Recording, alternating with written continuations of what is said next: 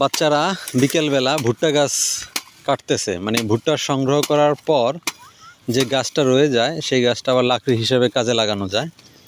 তো ওরা সেই গাছটা ভুট্টা সংগ্রহের পর যে গাছটুকু থাকে সেই গাছটা কেটে নিয়ে যাচ্ছে।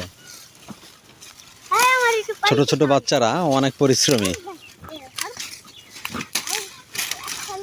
তুমি কোন ক্লাসে পড়ো? হ্যাঁ, ক্লাস 1-এ পড়ো। হ্যাঁ, তুমিও 1-এ পড়ো।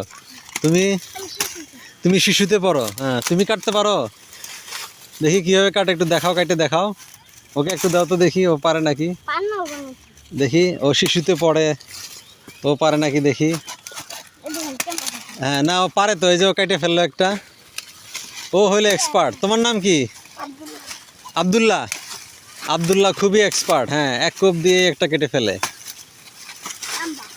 হ্যাঁ।